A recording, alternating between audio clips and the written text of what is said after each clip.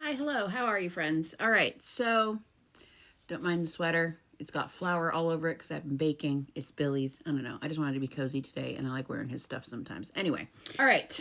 If you have recently started dating again, talking to somebody new, or even just genuinely decided that you are done waiting for somebody from your past, I need you to listen to this because the next 48 hours look messy, okay?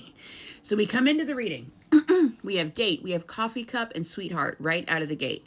This looks like a new romantic energy. Some of you are literally going on a date. Somebody could ask you for coffee or drinks, dinner, if they're gentlemanly. You could start talking to somebody new.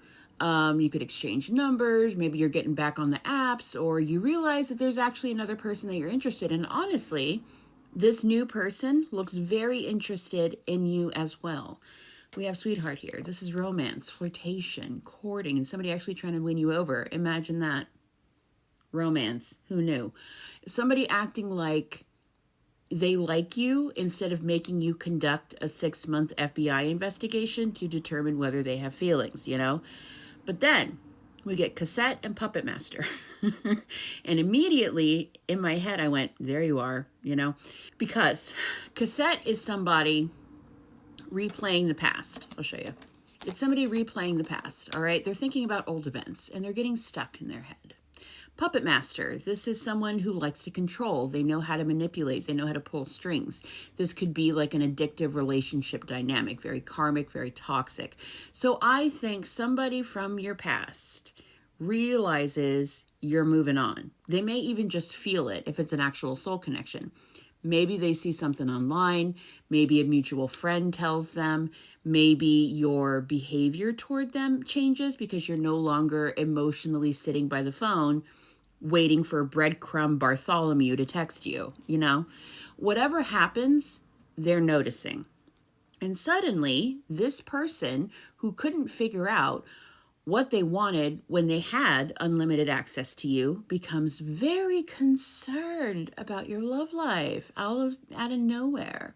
Because underneath all of this, we have clock, we have why, we got kisses, addiction, and talking. So you've spent enough time asking why. Why did they treat me like that? Why couldn't they choose me? Why did they keep coming back if they didn't want a relationship? And while you've been healing that, something has changed, okay? Kisses, this card here, this is about reciprocal affection. This is about giving and receiving love.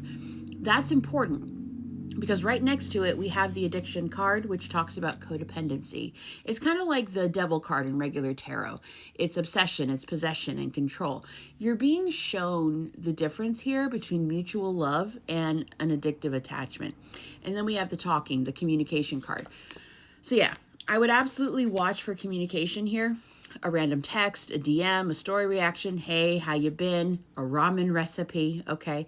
Some completely unnecessary excuse to contact you. One time back in the day, Billy sent me, we were no contact, and I guess he just really wanted to talk to me because he sent me a screenshot of things that I had saved to our mutual Amazon list, and he was like, do you want me to save these for you?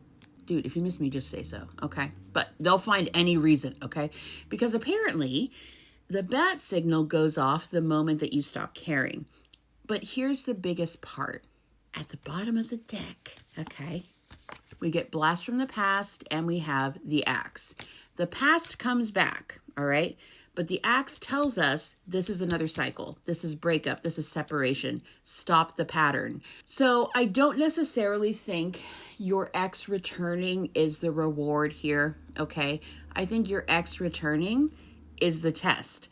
Because somebody resurfacing when they realize they're losing access to you does not automatically mean that they've changed. I'm sorry to say. I'm going to hold your little hand while I say this, okay? Somebody suddenly wanting you because another person might have you is not the same thing as being ready to love you correctly. So if the past comes knocking while something new is beginning, don't immediately ask, does this mean that we're finally supposed to be together? I want you to ask, are you offering me something different?